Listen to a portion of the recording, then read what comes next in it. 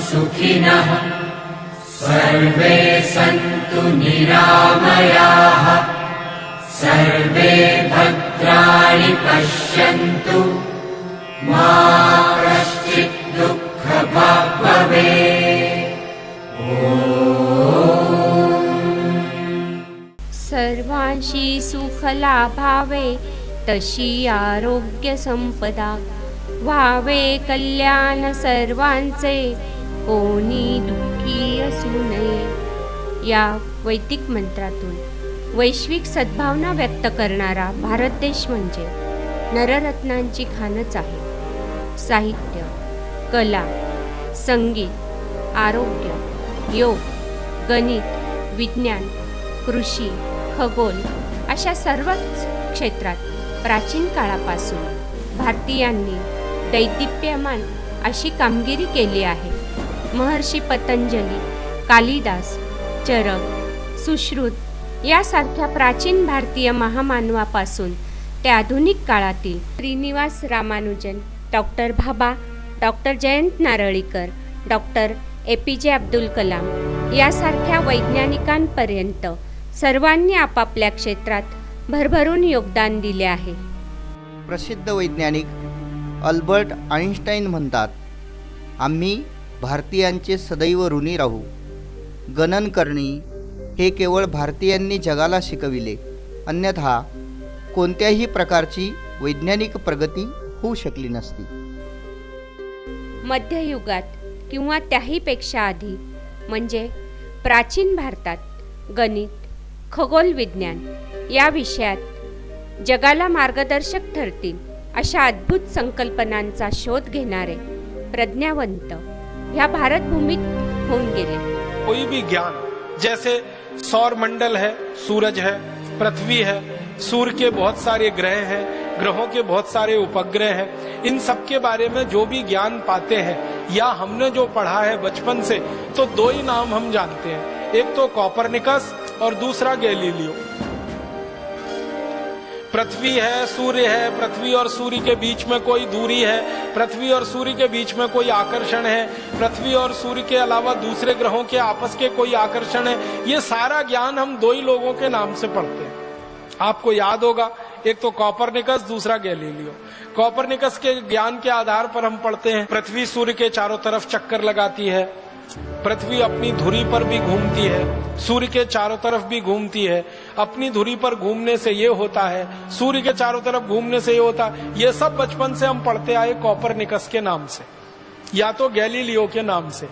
अभी पता चल रहा है वो ये कि कॉपरनिकस और गैलीलियो तो पैदा भी नहीं हुए थे, उसके हजारों साल पहले ये ज्ञान और ये सूत्र और ये सिद्धांत भारत के सामने प्रस्तुत किए थे एक महान व्यक्ति, उनका नाम था महर्षि आर्यभट्ट।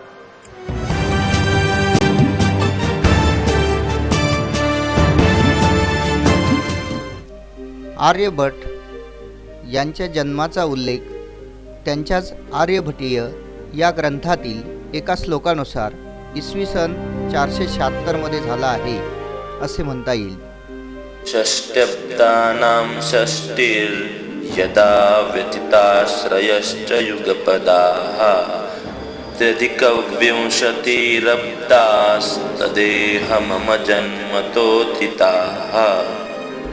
अर्थात कृत, त्रेता, द्वापार ही युगे उलटून जाऊन 3600 वर्ष झाली आहेत आणि माझ्या जन्मापासून 23 वर्ष उलटून गेली आहेत। कलियुगाचा प्रारंभ इसवी सन पूर्वी सुमारे 3201 वर्ष धरतात। त्या हिशोबाने आर्यभट्टाने आपला ग्रंथ इसवी सन 499 मध्ये लिहिला। त्यावेळी ते 23 वर्षांचे होते, म्हणजेच त्यांचा जन्म इसवी सन 476 मध्ये झाला असावा। जन्म नेमका कधी झाला याबाबत तज्ज्ञांची वेगवेगळी मतं आहेत। काही जणांच्या मते आर्यभट्टांचा जन्म हा इसवी सन 476 मध्ये झाला। तो जन्म बंगालमध्ये झाला असंही काहींचं म्हणणं आहे। काहींच्या मते आर्यभट्टांचा जन्म हा केरळमध्ये झाला। काहींचं मत आणखीन वेगळं आहे। त्यांच्या मते बिहारमधल्या कुसुमपूर नावाच्या गावी आर्यभट्टांचा जन्म झाला. याही उपर अजून एक मत व्यक्त केलं जातं, ते म्हणजे आर्यभट्टांचा जन्म हा महाराष्ट्रात झालेला आहे आणि पूर्वी जळगाव हा जो भाग आहे पूर्वीचा, तर या जळगाव भागाला अश्मक असं नाव होतं. तर या अश्मक भागामध्ये आर्यभट्टांचा जन्म झाला असावा असंही काही जण म्हणतात. ते काही का असेना, आर्यभट्टांचा जन्म बंगालमध्ये झाला असेल, केरळमध्ये झाला असेल किंवा बिहारमध्ये झाला असेल, पण तो कुठे का झालेला असेना, शेवटी तो भारतात झाला ही गोष्ट आपल्या दृष्टीने महत्त्वाची आहे. आर्यभटीय या ग्रंथात त्यांनी गणित व खगोल विषयातील काही संकल्पना, घटना तंतोतंत व सुनिश्चितपणे मांडल्या आहेत, ज्यांची उपयोगिता आजही सिद्ध झाली आहे. या ग्रंथात 4 अध्याय आहेत. गीतिकापाद, गणितपाद, कालक्रियापाद, गोलपाद. या ग्रंथात एकूण 121 श्लोक आहेत. यापैकी 13 श्लोक गीतिकापाद अध्यायात, 33 श्लोक गणितपाद अध्यायात, 25 श्लोक कालक्रियापाद अध्यायात, तर 50 श्लोक गोलपाद या अध्यायात आहेत आणि उरलेले 13 श्लोक परिचयात्मक स्वरूपाचे आहेत. गीतिकापाद या अध्यायात त्यांनी कालगणना केलेली आहे. कम दशशतं च सहस्रमयुती नियुते तथा प्रयुतं कोट्यर्बुदं च वृन्दं स्थानास्थानं दशगुणं स्यात्. गणितपाद या अध्यायात संख्यालेखन, बेरीज, वजाबाकी, गुणाकार, भागाकार, वर्ग, वर्गमूळ, घन, घनमूळ, क्षेत्रफळ, गोल, शंकू यांचे घनफळ, द्विघात समीकरणे, अनिश्चित समीकरणे यांचा समावेश आहे. कालक्रियापाद या अध्यायात कालाचे विभिन्न भाग, ग्रहांचे परिभ्रमण, महिना, संवत्सर, अधिक मास, क्षयतिथी, ग्रंथरचनेचा काळ, ग्रहांची गती, वार, सप्ताह या सर्व बाबींविषयी सखोल विवेचन दिलेले आहे. और दिन रात हो रहे हैं तो दिन कितने घंटे का हो रहा है, रात कितने घंटे की हो रही है, और बारीकी से करते करते उन्होंने 7 दिन निर्धारित कर दिए. और वो 7 दिन है रविवार, सोमवार, मंगलवार, बुधवार, बृहस्पतिवार, शुक्रवार, शनिवार. ये जो 7 दिन महर्षि आर्यभट्ट ने हजारों साल पहले निश्चित कर दिए, सारी दुनिया अभी तक 8वां दिन नहीं खोज पाई. आर्यभटीय या ग्रंथातील शेवटचा अध्याय म्हणजे गोलपाद होय.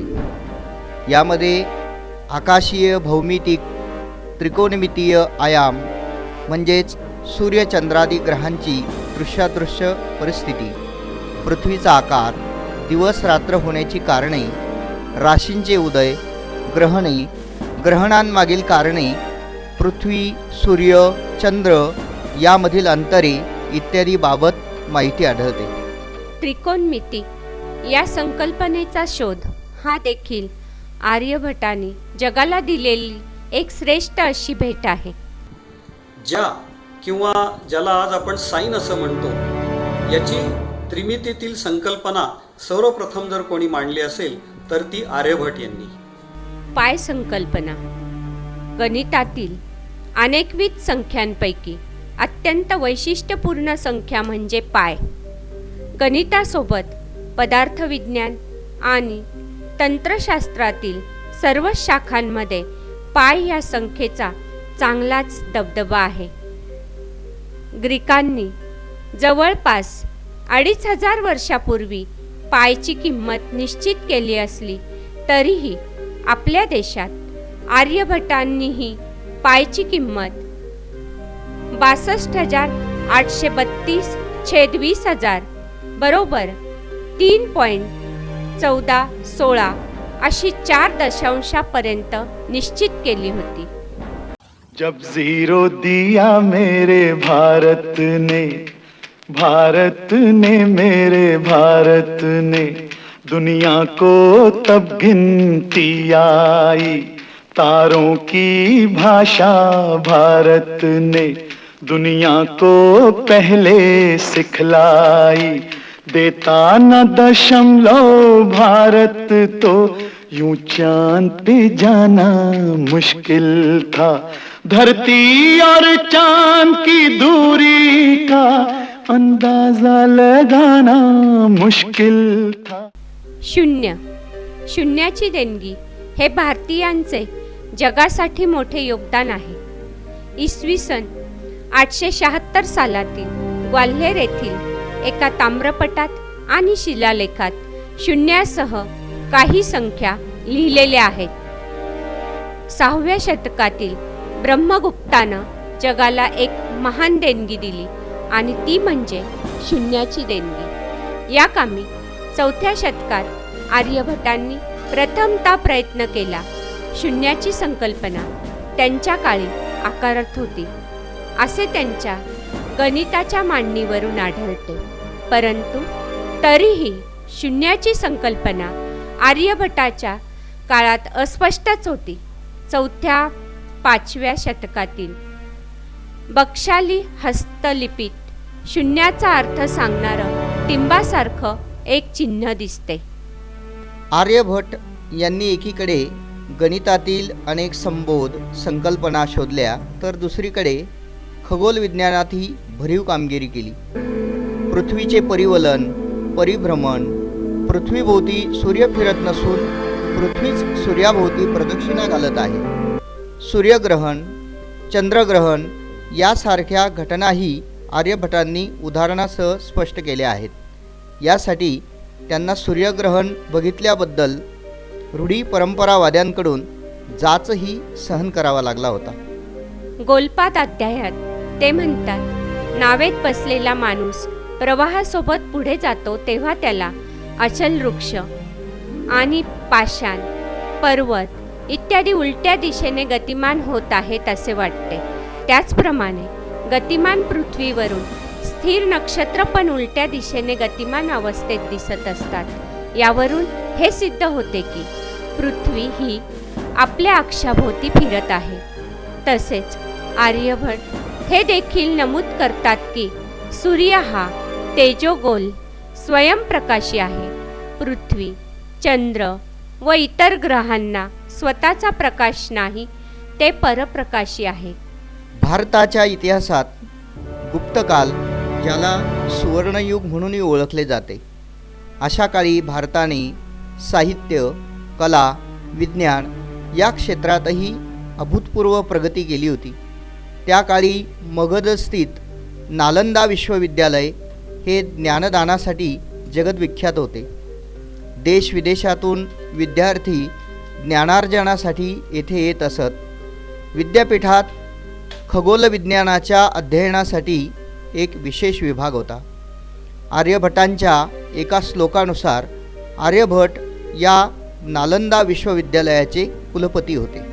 आर्यभटांनी लल्ल, वरहमीर, भास्कराचार्य प्रथम, बलभद्र इत्यादी अनेक पंडितांना आपले शिष्यत्व बहाल केले होते.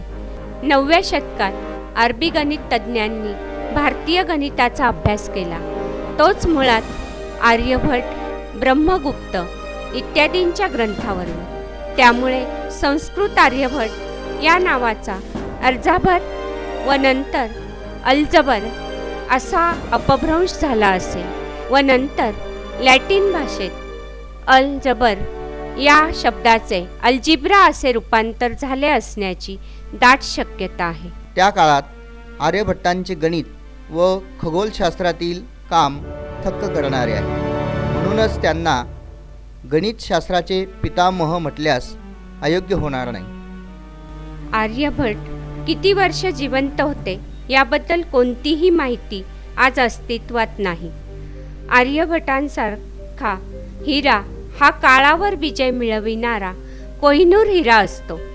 त्यांच्यासारखी हिरे शरीराने जरी जगातून नाहीशी झाली तरीही त्यांच्या कामातून ते युगायुगांपर्यंत जिवंत राहतात. त्यांच्या कार्याचा गौरव म्हणून भारत सरकारने आपल्या पहिल्या कृत्रिम उपग्रहाला आर्यभट असे नाव दिले आहे. हा आर्यभट्ट उपग्रह 19 एप्रिल 1975 रोजी अंतराळात सोडला गेला. जय जवान, जय किसान, जय विज्ञान.